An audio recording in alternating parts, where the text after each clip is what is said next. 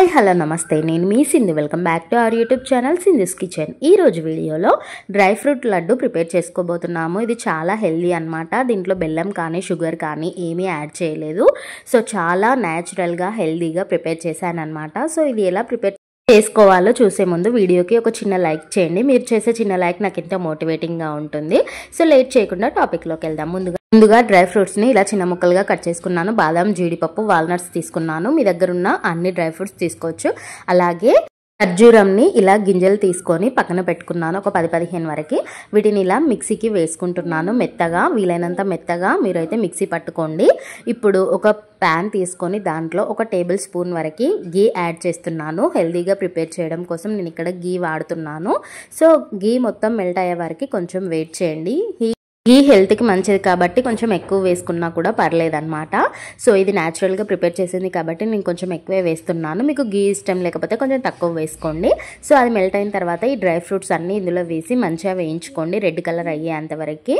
ఒకవేళ మీరు dry fruits ఎక్కువగా తీసుకోవాలి అనుకుంటే ఇంకొంచెం ఎక్కువ కూడా యాడ్ చేసుకోవచ్చు। అండ్ డ్రై ఫ్రూట్స్ ఎక్కువ తీసుకున్నప్పుడు మీరు ఖర్జూరంని కూడా ఎక్కువగా యాడ్ చేసుకోవాల్సి ఉంటుంది। మీరు ఇలా కలుపుతూ ఉండగానే ఇవి రెడ్గా మారడం చేంజ్ అవుతుంది అనమాట। సో ఇలా గోల్డెన్ బ్రౌన్ కలర్ ఎప్పుడైతే టర్న్ అవుతుందో అప్పుడు మనం ఇందాక మిక్సీ పెట్టుకున్న ఖర్జూరం పేస్ట్ ఉంది కదా, సో ఆ పేస్ట్ని అంతా ఇందులో వేసేసుకోవాలి।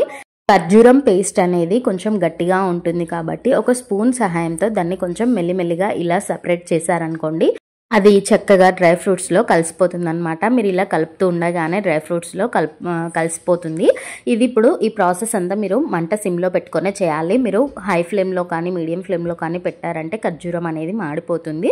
సో అదొక టిప్ అనేది చూసుకోండి, మీరు సిమ్లో పెట్టి ఈ ప్రాసెస్ అంతా కంప్లీట్ చేయాల్సి ఉంటుంది। ఇలా చూసారు కదా, కలుపుతుండగానే చక్కగా కలిసిపోతుంది।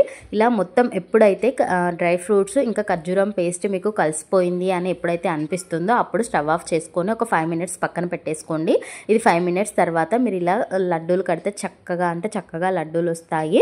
అండ్ చల్లగా ఒక 5 మినిట్స్ పక్కన పెట్టడం వల్ల అది చల్లారిపోతుంది కాబట్టి మీకు టెన్షన్ కూడా ఉండదు। అండ్ ఈజీగా ఎన్ని లడ్డూలు అంటే అన్ని లడ్డూలు ఇలా ప్రిపేర్ చేసుకోవచ్చు। అండ్ టేస్ట్ కూడా చాలా అంటే చాలా బాగుంటుంది। ఇది హెల్దీ లడ్డు కాబట్టి మీరు ఎక్కువగా తిన్నా కూడా ప్రాబ్లం ఏమీ ఉండదు, ఎందుకంటే దీంట్లో మనం డ్రై ఫ్రూట్స్ వేసాం కదా। సో ఎంత బాగా ఉన్నాయి కదా, మీరు ఇంకొంచెం చిన్నగా కట్ చేసుకున్న డ్రై ఫ్రూట్స్ చాలా అంటే చాలా టేస్టీగా ఉంటుంది।